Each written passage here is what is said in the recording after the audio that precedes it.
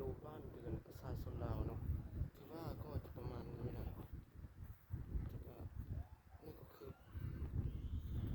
ทางเนาะทางของข้าเจ้าเนาะ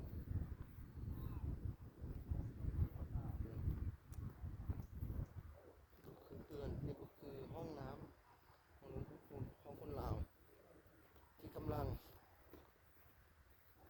นี่ก็เรือนน้องทรายออกว่า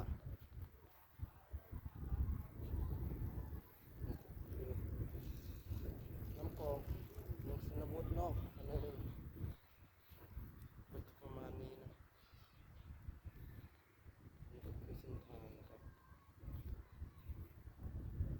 นี่ก็คือเป็นเรื่องของประชาชนลาวว่ายุกแจกกระจายแบบนี้เด็กชนบทมานอก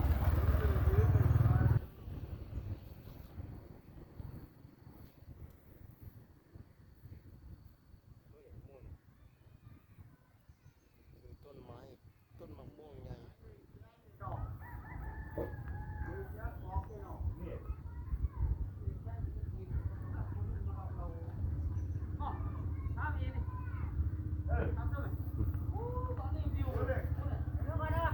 เดี๋ยวไล่เว้ย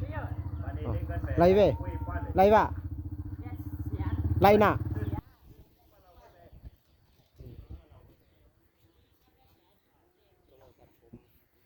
อุ้ยของเราเนาะเสียแปดเสียนน่ะมันผมอันเพื่อเพื่อต้ม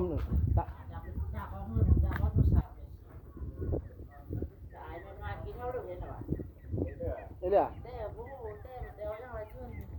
โอ้น่าจะเท่าบ่พี่อายแล้วว่าจุเข้ามานานเชียงเงินอายน้องจำตันสิ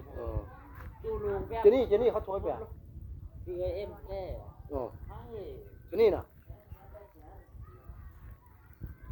เอาผมมาดูน้องสาตัดผมให้เจ้า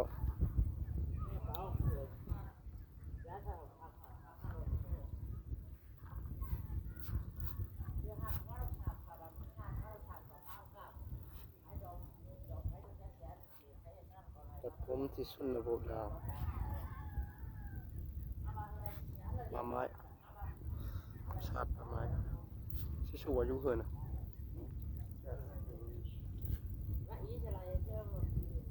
ดีกว่าเขา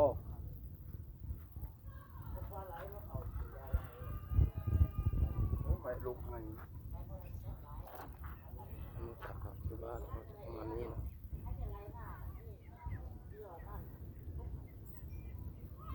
โอ้ยาวแล้วเกินผมตัดผม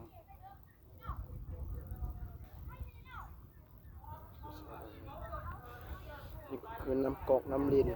เนาะกว่าใหม่เนาะก็ยังไม่มีน้ำกอกตอนนี้เลยเนาะเอาอันนี้ก่อน